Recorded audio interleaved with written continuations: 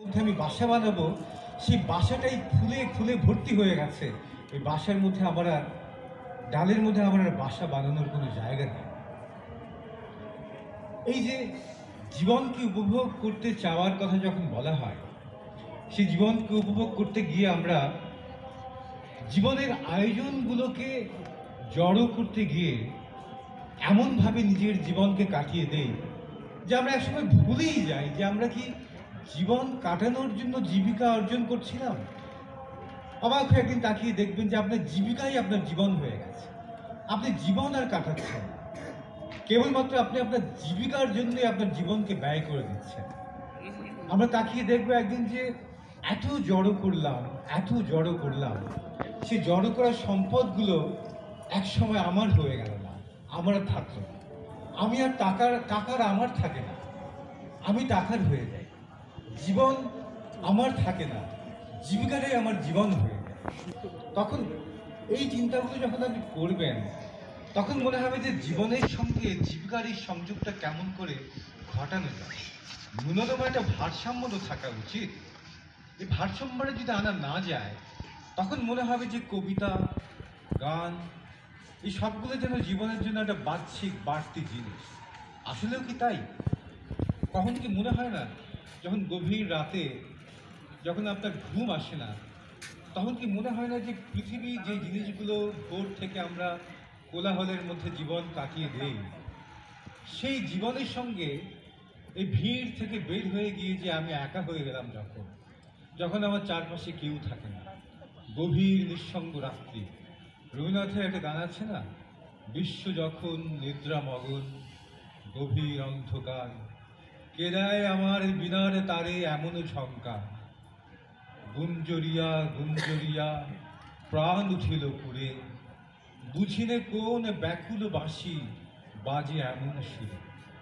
কখনো কখনো গভীর রাতে যখন চারপাশের কেউ থাকে না, যখন সারা দিনের কোলাহল স্তব্ধ হয়ে যায়, তখন কি মনে হয় না যে যা কিছু নিয়ে কাটাই সারাদিন, তার মধ্যে হয়তো জীবনের সকল অর্থ নেই, হয়তো জীবনের অর্থ অন্য কিছু।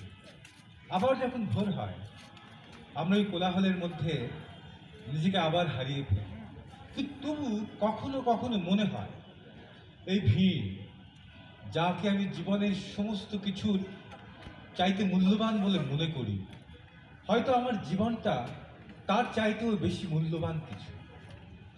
এই ভাবনাগুলো, এই কথাগুলো আমরা কখনো কখনো মনে করি, মাঝে মাঝে আমাদের মনে হয়।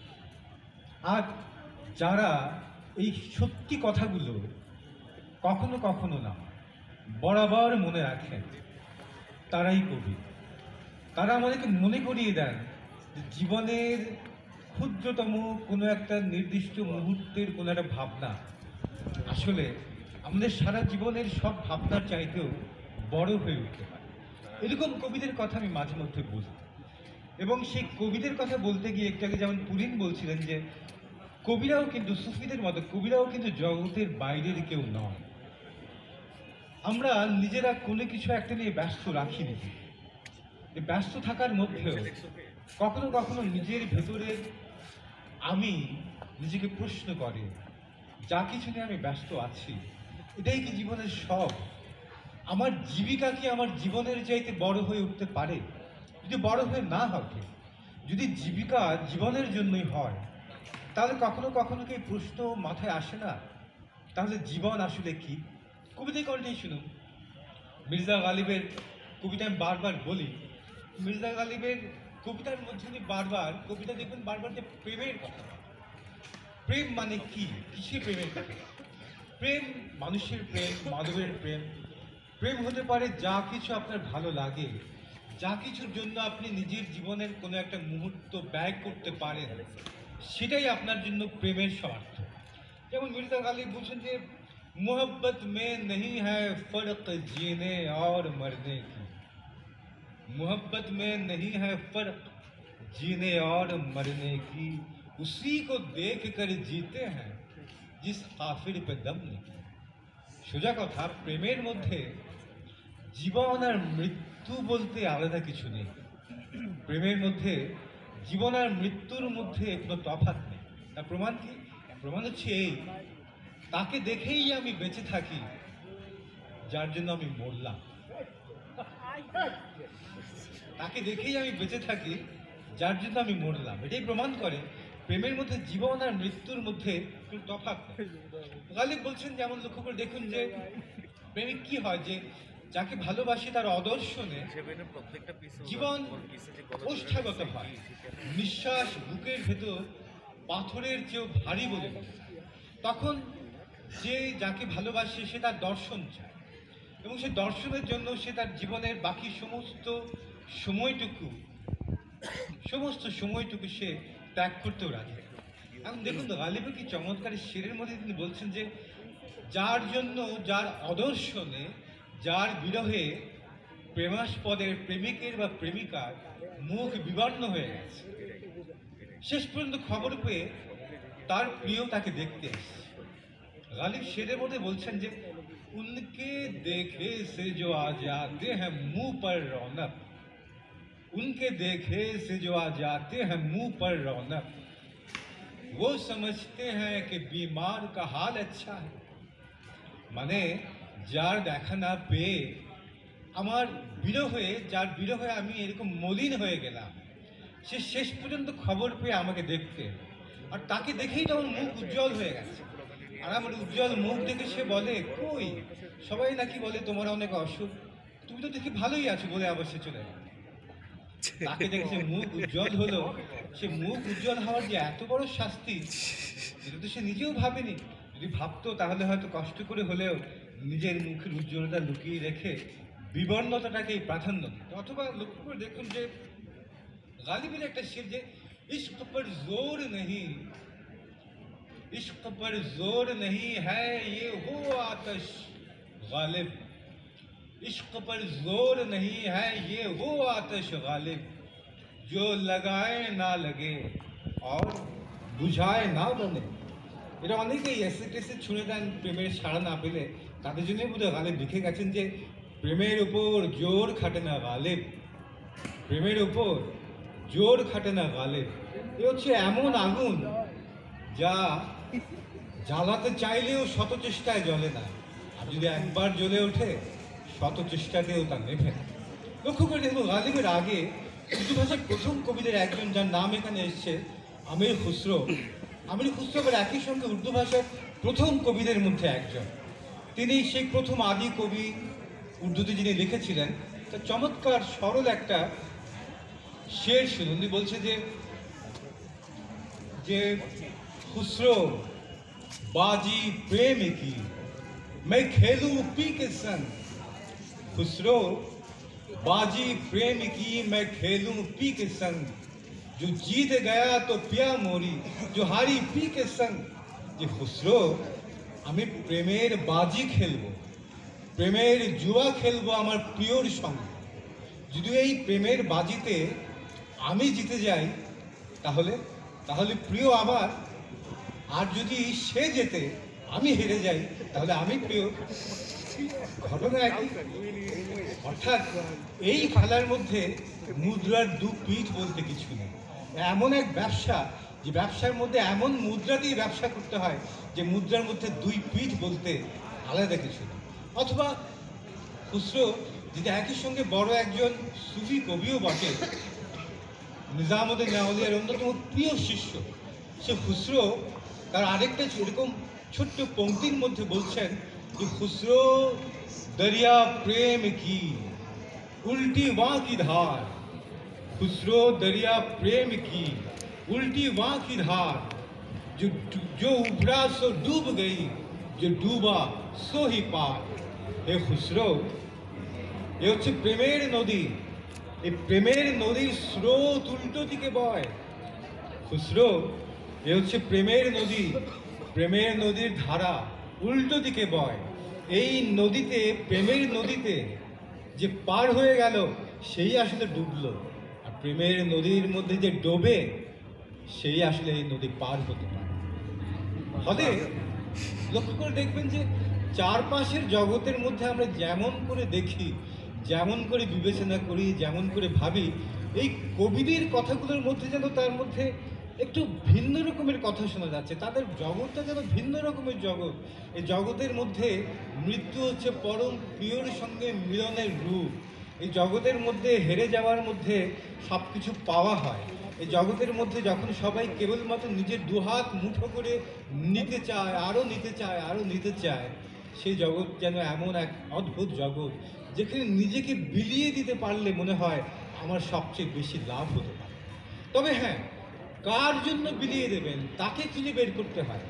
কিসের জন্য নিজের সব কিছু বিলিয়ে দিতে চান আপনি তাকে খুঁজে বের করে দেখতে হয়। যেমন বলুন যে কেমন করে কিসের জন্য বিলিয়ে দেবেন। জিগার গোড়াবাদ একজন বড় কবি আছেন, সেই কবিতার মধ্যে দেখুন, যাকে আপনি ন্যায় বলে মনে করে জগৎ, এই জগৎ যাকে অন্যায় বলে মনে করে, জিগার গোড়াবাদী কি সুন্দর করে বলছেন যে দিল মে কিসিকে জানে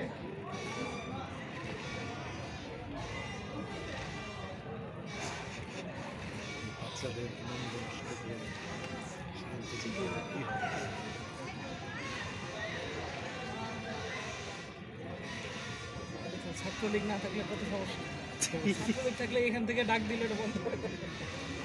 এই যে লক্ষ্য করে দেখুন, দুনিয়াতে কত মানুষ কত রকমের আনন্দ পায়, তাই না? খুবই স্বাভাবিক, পৃথিবীতে একরকমের না, হাজার রকম মানুষ হাজার রকমের আনন্দ পাবে। তবে একের আনন্দ যদি অন্যকে বাধাগ্রস্ত না করে তাহলেই হলো। আর ওই স্বাধীনতা বলে একটা কথা আছে না, জর্জ বার্নার্ডের সামনে তার এক বন্ধু ছড়ি ঘোরাচ্ছে এমনি করে, ছড়ি এই নাকে লাগে কি লাগে না, বার্নার্ড বলতে তুমি ছড়িটা একটু দূরে নিয়ে। তো তার এই বন্ধু বলে যে বার্নার্ড, এটা আমার স্বাধীনতা। তখন বার্নার্ড বললেন, তুমি ছড়ি ইচ্ছে মতো ঘোরাও, তবে মনে রেখো আমার নাকের ডগা যেখানে শুরু তোমার স্বাধীনতা ওখানে শেষ। তো স্বাধীনতাতে একটু নিজেরা বুঝে সুঝে ব্যবহার করতে পারলে ভালো হয়। জিগর মোরাদাবাদীর কথা বলছিলাম যে দিল মে কিসি কি রাহ কিয়ে যা রহা হুঁ मैं, दिल में किसी की राह किए जा रहा हूँ मैं, कितने हसीन गुनाह किए जा रहा हूँ मैं, কারুর হৃদয়ে পথ কেটে যাচ্ছি আমি, কারুর হৃদয়ে পথ কেটে যাচ্ছি আমি, হায় দেখো কি সুন্দর এক পাপ করে যাচ্ছি আমি। কারুর হৃদয়ে পথ কাটার চাইতে সুন্দর পাপ আর কি হতে পারে। অথবা এই জিগর মুরাদাবাদের এই বিখ্যাত শের, तेरी आंखों का कुछ कसूर नहीं, तेरी आंखों का कुछ कसूर नहीं, हाँ मुझी को खराब होना था, তোমার চোখ, হায় তোমার চোখের কোনো দোষ নেই, আমার নিজেরই কপালে ছিল নিজেকে নষ্ট করা, তোমার চোখের দোষ দিয়ে কী লাভ, তোমার দৃষ্টির দোষ দিয়ে কী লাভ। ফলে জগতের মধ্যে নিজেকে কার জন্য কেমন করে বিলিয়ে দেবেন, কে কোথায় নিজেকে কেমন করে বিলিয়ে দেবে, এটা কারো জানা থাকে না। যেমন জিগর মুরাদাবাদীর একটা কবিতার লাইন শুনুন, বলছেন যে কবিতার লাইনটা খুব সুন্দর, যে हमने सीने से लगाया, हमने सीने से लगाया, हमने सीने से लगाया दिल फिर भी मेरा ना हुआ, हमने सीने से लगाया दिल फिर भी मेरा न हुआ, तुमने मुस्कुरा के देखा और दिल तुम्हारा हो गया। আমি সারা জীবন এই বুকের মধ্যে আমার হৃদয়কে আগলে রাখলাম, এই হৃদয়টুকু আমার হলো না, অথচ দেখো তুমি একবার শুধু মুচকি হেসে আমার দিকে তাকালে, আমরা অকৃতজ্ঞ হৃদয়, একবার শুধু তুমি হেসে তাকালে সে হৃদয় তোমার হয়ে গেল। কত সহজে মানুষের নিজের জীবনের সর্বস্ব কখনো কখনো বিলিয়ে দিতে হয়। বলতে পারেন যে কবিরা বলেন যে একটা চমৎকার শের ভেবে দেখুন, যে এক লফজে মোহব্বত কা, एक लफ्ज़ मोहब्बत का अदना ये फसाना है, एक लफ्ज़ मोहब्बत का अदना ये फसाना है, सिमटे तो दिले आशिक फैले तो ज़माना है। एक लफ्ज़ मोहब्बत का, प्रेम नामेर जे शब्दटा, এই প্রেম নামের শব্দটা দুটো মাত্র শব্দ, দুটো মাত্র অক্ষর বাংলায়। এই প্রেম শব্দটা এত ছোট, কিন্তু তার গল্পটা যদি বলতে চাই, গল্পটা আসলে এই ছোট্ট প্রেম নামের শব্দটাই যখন ছোট হয়ে আসে তখন সে প্রেমিকের হৃদয়, আর যখন সে বড় হয়ে যায় তখন সে পুরো মহাবিশ্ব, পুরো পৃথিবী, পুরো জগৎ।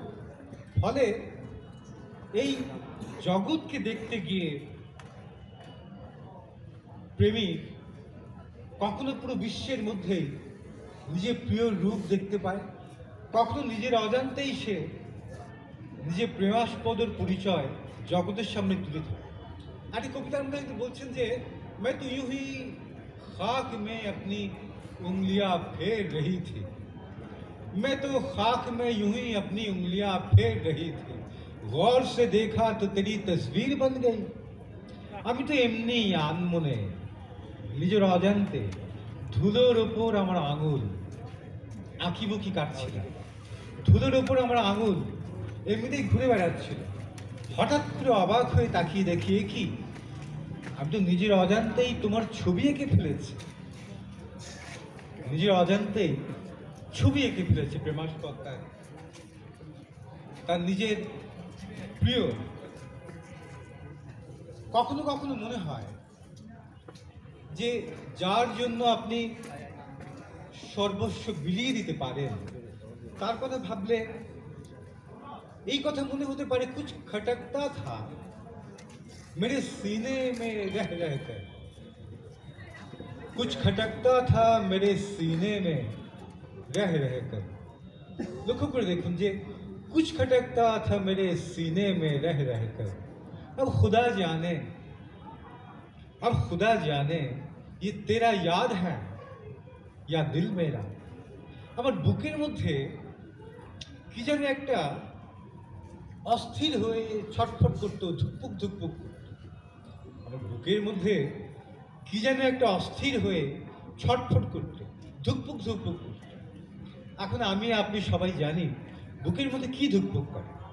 হৃদয়, যদি আপনার ইঞ্জিনিয়ার ডাক্তার নন তারপরেও নিশ্চয়ই আপনারা জানেন বুকের মধ্যে ধুকপুক করে যে সে একটা হৃদয়, অথবা আপনারা বলতে পারেন যে পাম্পিং মেশিন, রক্ত পাম্প।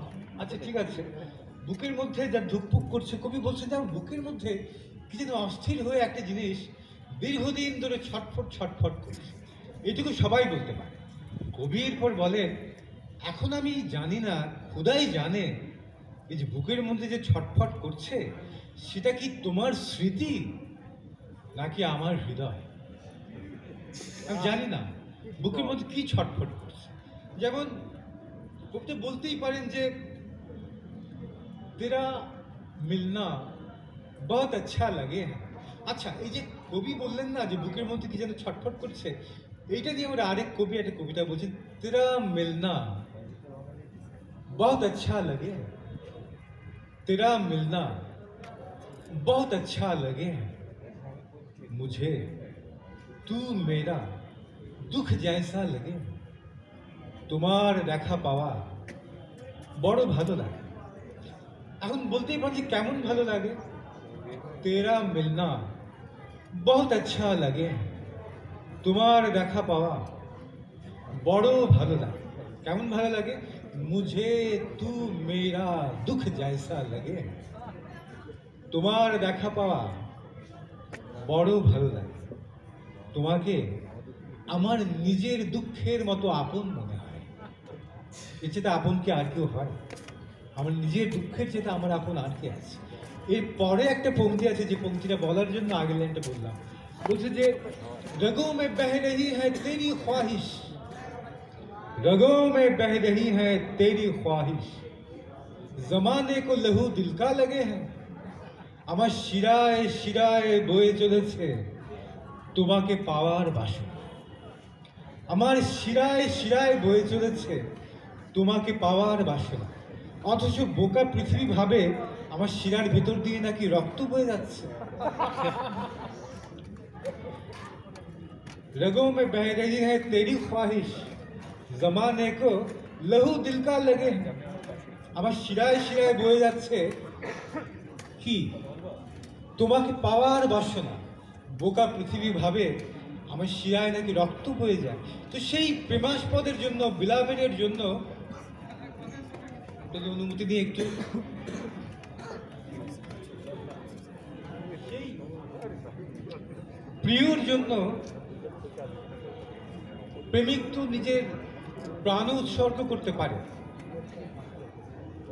এখন সেই যাকে সে ভালোবাসে তার নিষ্ঠুরতার লক্ষণটা দেখুন। বলছে যে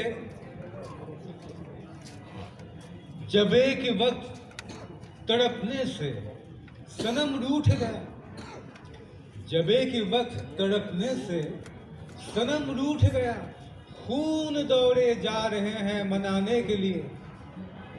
সে আমাকে নিজের হাতে হত্যা করে, এই হত্যা করার ফলে যখন সে আমাকে হত্যা করছে ব্যথা তো লাগবেই। নিজের হাতে গলায় ছুরি দিয়ে হত্যা করছে, ব্যথা লাগবে না?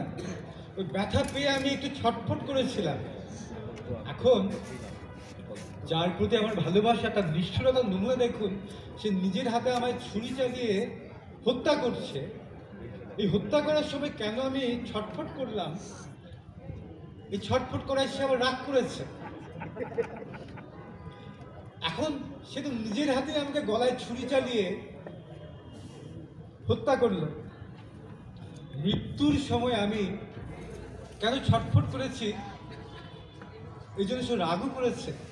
এখন কি হবে? তার মান ভাঙাবে কে, তার রাগ ভাঙাবে কে? খুন দৌড়ে যা রহে হ্যাঁ মানানে কে লিয়ে। আমি তো আর নেই, আমার গলা থেকে বয়ে যাওয়া রক্ত ছুটে যাচ্ছে তার রাগ ভাঙানো। আমার গলা তারই হাতে কাটা, আমার গলা থেকে রক্ত, সেই রক্ত আমি তো নেই এখন, কিন্তু তার মান তো ভাঙাতে হবে। সে মান ভাঙানোর জন্য আমার গলা থেকে ফিনকে দিয়ে বয়ে চলা রক্ত ছুটে যাচ্ছে তার মান ভাঙানোর জন্য। আমির মিনার নামে একজন বড় কবি আছেন, যে কবি একটা দুর্দান্ত কবিতা লিখেছিলেন। বলছেন যে वो बेदर्दी से सर काटे अमीर और मैं कहूँ उनसे, वो बेदर्दी से सर काटे अमीर और मैं कहूँ उनसे, हुजूर आहिस्ता आहिस्ता जनाब आहिस्ता। সে নির্দয়ভাবে ছুরি দিয়ে আমার গলা কাটছে, সে নির্দয়ভাবে ছুরি দিয়ে আমার গলা কাটছে, আর আমি তাকে বলি হুজুর ধীরে ধীরে, জনাব ধীরে ধীরে। কেন ধীরে? কেন ধীরে? সে ছুরি দিয়ে আমার গলা কাটছে, আর আমি তাকে বলছি একটু ধীরে কাটো, একটু ধীরে কাটো। কেন? কারণ জীবনে কোনোদিন আমি তার স্পর্শ পাওয়ার কপাল হয়নি। অন্তত সে নিজের হাতে ছুরি দিয়ে আমার গলা কাটছে যখন, তখন তো তার স্পর্শ পেলাম আমি। যদি দ্রুত সে আমার গলা কাটে, গলাটা তো আলাদা হয়ে যাবে, তখন তো তার স্পর্শ আর আমি পাবো না। ফলে বলছেন যে তুমি আমার ছুরি দিয়ে নিজ হাতে গলা কাটছো, তো আমার সৌভাগ্য, আমার কত জন্মের কপাল, তুমি নিজ হাতে আমার ছুরি কাটছো। কিন্তু দ্রুত এত দ্রুত ছুরিটা চালিও না। দ্রুত ছুরিটা চালালে দ্রুত আমার প্রাণ বের হয়ে যাবে, আমি তোমার স্পর্শ আর পাবো না। তুমি একটু ধীরে ধীরে আমার গলা কাটো, যাতে যতক্ষণ তুমি ছুরি দিয়ে গলাটা কাটবে ততক্ষণ আমি তোমার স্পর্শটা পাই। এই যে নির্দয়তা, এখন এই নির্দয়তা তো আসলে বলে বোঝানোর ব্যাপার না। এখন আপনাদের যদি জিজ্ঞাসা করি আপনারা বোঝেন কিনা, আপনারা পড়ে যাবেন এক ধন্দে। কারণ এ তো সেই বুঝবে যে নিজেই পরিস্থিতির মধ্যে দিয়ে গেছে। কে কে গেছে, কে কে যায়নি আমি জানি না, সবাই স্বীকার করবে কিনা। এদের পক্ষ থেকে একজন মাত্র বললো, যাক, ও যে বলতেন যে প্রেম হচ্ছে এমন এক জিনিস, ফয়েজ আহমেদ ফয়েজ বলতেন যে প্রেম হচ্ছে এমন এক জিনিস যে যতক্ষণ আপনি একে ঠোঁটে নিয়ে আসবেন কেউ বিশ্বাস করবে, আমি প্রেমে পড়েছি বললে কেউ বিশ্বাস করবে, কিন্তু যেই আপনি গোপন করা শুরু করবেন পুরো দুনিয়া বুঝে ফেলবে আপনি প্রেমে পড়েছেন। ফলে কেউ যদি প্রেমে পড়ে এবং গোপন রাখতে চান বলে বেড়াবেন, কেউ বিশ্বাস করবে না। যেই গোপন রাখবেন সবাই লক্ষ্য করবে ব্যাপার কিছু একটা তো মনে হয় ঘটেছে। ফলে খুব সহজ বুদ্ধি, প্রেমে পড়লে বকবক করে বেড়াবে, কেউ বিশ্বাস করবে না, চুপ থাকলেই সমস্যা, চুপ থাকলেই সমস্যা। তো যাক, যে কথা বলছিলাম যে এই যে নির্দয়তার মধ্যে দিয়ে নির্দয়তার মধ্যে দিয়ে প্রেমের পথ পার হয়। খ্বাজা মীর দর্দ খুব বড় একজন সুফি ছিলেন, দিল্লিবাসী। খ্বাজা মীর দর্দ বড় একজন সঙ্গীতজ্ঞ ছিলেন, বড় কবিও ছিলেন। খ্বাজা মীর দর্দের একটা চমৎকার কবিতা আছে, উনি বলছেন যে ना किया उन आंखों ने मसीहाई ना किया, ना किया उन आंखों ने मसीहाई ना किया, हमने सौ सौ तरह से मर गए। मसीहा काके बोले? मसीहा হচ্ছেন যিশুকে বলে মসিহা, যিনি স্পর্শ করলে মৃত প্রাণ ফিরে পায়। খ্বাজা মীর দর্দ বলছেন যে ঈসা তো স্পর্শ করতে হতো মৃতকে প্রাণ দেওয়ার জন্য, আমি যাকে ভালোবাসি সে স্পর্শ করতে হয়। আমি যাকে ভালোবাসি পুরো জগৎ তার প্রেমিক, শত শত অজস্র লোক ক্ষণে ক্ষণে তার প্রেমে মরছে। আর আমি যাকে ভালোবাসি তা সে এমনই যে যিশুতে অন্তত স্পর্শ করতে হতো মৃতকে প্রাণ ফিরিয়ে দেওয়ার জন্য। আমি যাকে ভালোবাসি সে স্পর্শ করতে হয় না, সে শুধু একবার যদি করুণা করে ফিরে তাকায় যে কে মরলো আমার জন্য দেখি তো, ওই দৃষ্টির স্পর্শে যে মরেছে সে আবার বেঁচে ওঠে। ঘটনা এখানে শেষ না, এটা প্রথম। মানে এই কবিতার মধ্যে এই কথাটা সরাসরি খ্বাজা মীর দর্দ বলেন। কবিতা মানেই হচ্ছে রিডিং বিটুইন দ্য ওয়ার্ডস। কবিতার মধ্যে যা বলা থাকে তা আসলে কবিতার শব্দগুলোর মধ্যে বলা থাকে, শব্দগুলোর মাঝখানে কবিতার আসল অর্থ হয়তো লুকিয়ে থাকে। খ্বাজা মীর দর্দ বলছেন যে আমি সে একবার শুধু ফিরে তাকাবে, একবার শুধু ফিরে তাকাবে সে, এই লোভে আমি তার সামনে গিয়ে মরেছি। এবং কোনোবার সে ফিরে তাকালো না আমার দিকে এইটুকু বলে যে কে মরলো আমার জন্য, একবার দেখি তো। সে শুধু একবার ফিরে তাকাবে আমার দিকে, এই লোভে আমি শত শতবার তার সামনে এসে প্রাণ দিয়ে গেছি। এখন প্রশ্ন করতে পারেন যে প্রথমবার তো তুমি মরলে, সে তো ফিরে তাকালো না, তাহলে দ্বিতীয়বার তুমি আবার বেঁচে উঠলে কি করে? প্রশ্ন আসে না এটা? এই প্রশ্নের কি উত্তর? এই প্রশ্নের উত্তর হচ্ছে এই, আমার মনে হয়, মনে রাখবেন কবিতার কোনো একক অর্থ নেই। কবিতা যে যেরকম অর্থ করে সেটাই কবিতার অর্থ, আর যে কবিতার একটা মাত্র অর্থ হয় সেটা কবিতা। খ্বাজা মীর দর্দ বলছেন যে আমি শত শতভাবে তার সামনে মরে দেখেছি, একটা মাত্র লোভে সে শুধু একবার ঘাড় ঘুরিয়ে তাকিয়ে দেখবে কোন হতভাগা মরলো আমার জন্য, একবার তাকাই তো। তার মানে সে যে ফিরে তাকাবে এই বাসনাটা যথেষ্ট আমাকে আবার প্রাণ ফিরিয়ে দেওয়ার জন্য। সে ফিরেও তাকাতে হয় না। আমি যাকে ভালোবাসি সে এমন, সে ফিরেও তাকাতে হয় না, শুধু সে ফিরে তাকাবে, এই ইচ্ছা এই বাসনাই আবার মৃতকে প্রাণ ফিরিয়ে দেয়। শুধু এই বাসনা। हमने सौ सौ तरह से मर देखा। যেমন লক্ষ্য করে দেখবেন যে ওই স্মৃতি, হয়তো সবাই এত বড় প্রেমিক নয়, হয়তো সবাই খ্বাজা মীর দর্দ হতে পারেন, কিন্তু কেউ কেউ আহমেদ ফরাজ হতে পারেন। তিনি বলছেন যে अब के हम बिछड़े तो शायद कभी ख्वाबों में मिले, अब के हम बिछड़े तो शायद कभी ख्वाबों में मिले, जिस तरह सूखे हुए फूल कभी किताबों में मिले। এবার যদি আমি তোমাকে হারাই, এবার যদি আমি আবার তোমাকে হারাই, হয়তো আবার কোনোদিন আমাদের দেখা হবে স্বপ্নে। अब के हम बिछड़े तो शायद कभी ख्वाबों में मिले, হয়তো এবার যদি তোমাকে হারাই হয়তো আবার দেখা হবে স্বপ্নে। কেমন করে? जिस तरह सूखे हुए फूल कभी किताबों में मुझे ঠিক যেমন করে কোনো একদিন তোমার দেয়া কোনো একটা ফুল আমি কোনো একটা বইয়ের ভাঁজে রেখে দিয়েছিলাম, বহুদিন পর আবার সেই বইটা যখন খুললাম, খুলে দেখি বইয়ের ভিতর চ্যাপ্টা হয়ে যাওয়া শুকনো একটা গোলাপ। আবার তোমার কথা তখন মনে পড়ে। ঠিক কেমন এই আহমেদ ফরাজি বলতে পারেন যে বিখ্যাত ছোট কয়েকটা শব্দের এক একটা লাইন। উনি বলছেন যে আমি যখন, তিনি বলছেন যে একটা বলতে কিনা আর অনেকগুলো মাথার মধ্যে একই সঙ্গে এসে যায়। তিনি বলছেন যে আমি যখন তোমার প্রেমের কথা ভাবি, সেই কবিতারে যে অন্য একটা কবিতা মনে পড়ে গেল, সেটাও আপনাদেরকে শোনানো হচ্ছে। আসলে কিনা তো মানে এত কিছু মাথার মধ্যে একসঙ্গে এসে পড়ে যে শীতের রাতের মধ্যে আপনাদেরকে কষ্ট দেওয়াটা আসলে উপযুক্ত হবে কিনা আমি সেটা ভেবেও কথাগুলোকে সংক্ষিপ্ত করে ফেলতে চাইছি। কারণ এতক্ষণ শীতের মধ্যে বসে থাকলে আমার ধারণা খুব বড় প্রেমেও টিকবে না, ফলে এত বড় ঝুঁকি আমার পক্ষে নেওয়া ঠিক হবে।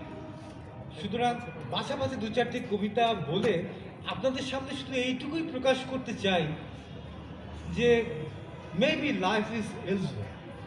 জীবনকে আমরা যেখানে খুঁজি হয়তো জীবন ঠিক সেখানে নেই, হয়তো জীবন অন্য কোথাও, হয়তো জীবন অন্য কোথাও। এইটুকু যদি একটা আন্দাজ দেওয়া যায় তাহলে আমার মনে হয় যে যথেষ্ট হবে আজকের জন্য। ফিরে আসে আহমেদ ফরাজের সেই বিখ্যাত, আমার খুব প্রিয় গজলটার মধ্যে, সেই প্রিয় গজলটার মধ্যে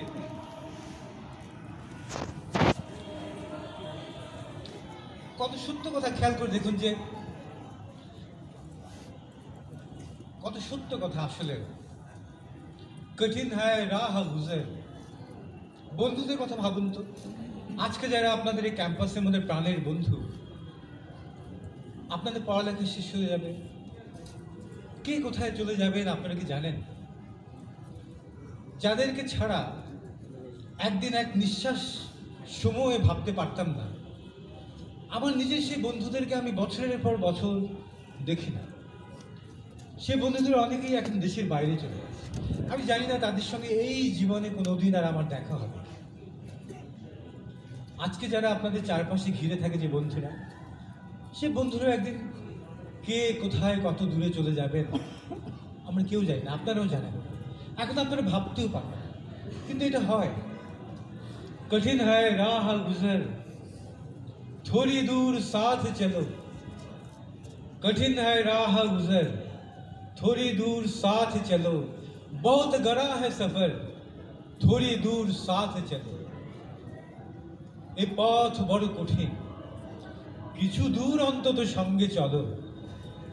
ए पथ अनेक कठिन, किछु दूर अंतत संगे चलो। बहुत गड़ा है सफर, অনিবার্য ভ্রমণ, অনিবার্য পথ চলা। আমরা জানি একদিন আমরা আলাদা হয়ে যাব, তবু যতক্ষণ পারো সঙ্গে চলো। नशे में चूर है हम भी, तुम्हें भी होश नहीं।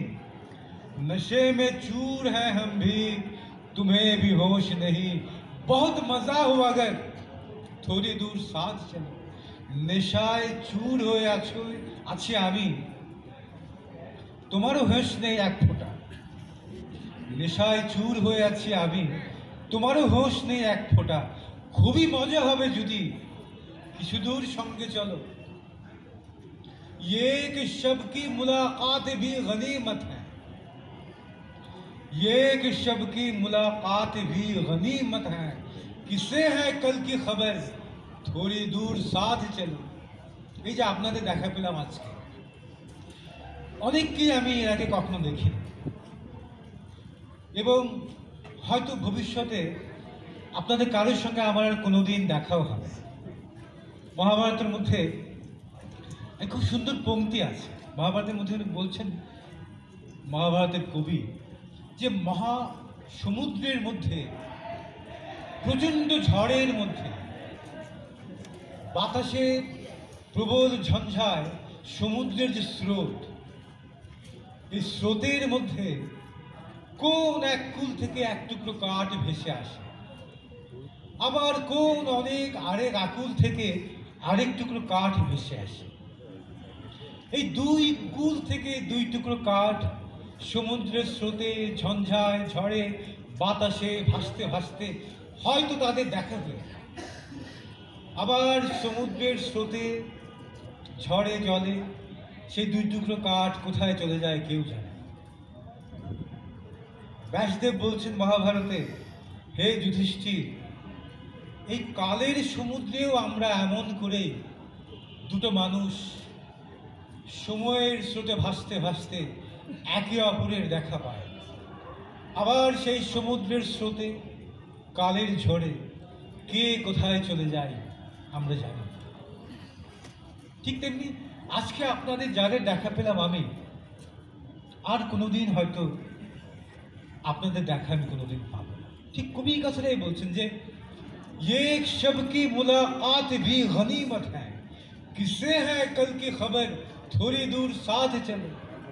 এই যে আজকে রাতে, ঠিক আজকে কথা যেন বলা হচ্ছে, এই যে আজকে রাতে ক্ষণিকের জন্য আমাদের মাঝে দেখা হলো, এই তো বড়, এই তো পরম পাওয়া, এই তো পরম মূল্যবান। এই যে আজকে রাতে ক্ষণিকের জন্য আমাদের দেখা হলো। কে জানে কালকের কথা, যতদূর আছি, যতক্ষণ আছি ততদূর অন্তত সঙ্গে চলো।